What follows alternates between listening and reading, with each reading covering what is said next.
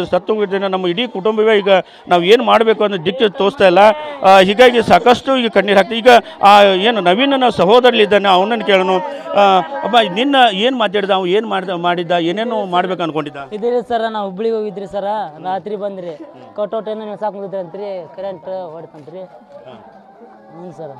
ಈಗೇನು ನಿನ್ನ ಜಮೀನಿಗೆ ಹೋಗಿ ತಂದಿದ್ದ, ಜಮೀನು ಎಣ್ಣೆ ಹೊಡೆದು ಏನೇನು ಮಾಡ್ತಿದ್ದವ? ನಿಮ್ಮ ಇಡೀ ಕುಟುಂಬ ಸಲುತ್ತಾ ಇದ್ದ ಏನಂಗೆ? ಏನು ಅಷ್ಟೊಂದು ಕೆಲ್ಸಕ್ಕೆ ಹೋಗ್ತಿದ್ರಿ. ಹ್ಞೂ ರೀ. ಇದು ಸಹೋದರನ ಮಾತು. ಇಲ್ಲಿ ಒಳಗಡೆ ತಾಯಿ ಕೂಡ ಇದ್ದಾಳೆ, ತಾಯಿಯನ್ನು ಕೂಡ ಮಾತಾಡ್ಸೋಣ. ಯಾಕಂದರೆ ಇಡೀ ಇಲ್ಲಿ ಮನೆಯಲ್ಲಿ ಕೂಡ ಕಣ್ಣೀರಿನ ಕೂಡಿನೇ ಹರಿತಾ ಇದೆ ಅಂತ ಹೇಳ್ಬೇಕು. ಯಾಕೆಂದರೆ ಮಕ್ಕಳು ಏನು ಅವರು ಸಾಗಿಸಲಿದ ಪ್ರೀತಿಯಿಂದ ಸಾಗಿಸಲುವಂಥ ಮಕ್ಕಳು ಇವತ್ತು ದುರಂತ ಅಂತ್ಯ ಕಾಣಿದ್ದಾರೆ. ಇಲ್ಲಿ ತಾಯಿನೇ ನಮ್ಮ ಜೊತೆ ಇದ್ದಾಳೆ. ಅಮ್ಮ, ಹೇಳು, ನಿನ್ನೆ ಎಷ್ಟು ಗಂಟೆಗೆ ಮನೆಯಿಂದ ಹೋದ? ಆ ಕಟೌಟ್ ಹಾಕೋ ಸಂದರ್ಭ ಯಾವಾಗ ಏನಾಯ್ತು? ಎಷ್ಟೊತ್ತಿಗೆ ಹೋಗ್ಯಾನ ಯಪ್ಪ ಗೊತ್ತಿಲ್ಲ. 10 ಗಂಟೆ ಕುಂಡು ಹೊರಗೆ ಮನೆಗಿದ್ರಿ. ಎಷ್ಟೊತ್ತಿಗೆ ಎದ್ದು ಹೋಗ್ಯಾನ ಯಪ್ಪ. 10 ಗಂಟೆಗೆ ಹೊರಗೆ ಮನೆಗಿದ್ದ, 11ಕ್ಕೆ ಹೋಗ್ಯಾನ, 12ಕ್ಕೆ ಹೋಗ್ಯಾನ, ಗೊತ್ತಿಲ್ರಿ ಯಪ್ಪ. ಫೋನ್ ನೋಡ್ಕೊಂತ ಹೊರಗೆ ಮಕ್ಕೊಂಡಿದ್ನ ಯಪ್ಪ. ನಾವು ಹೊರಗೆ ಬಂದು ನೋಡಿ ತಲೆ ಕಟ್ಗ್ಯಾರಪ್ಪ ಅಂತ ಹೇಳಿ ಹಂಗೆ ಒಳಗೆ ಹೋಗಿ ಮಕ್ಕೊಂಡೇವ್ರಿ.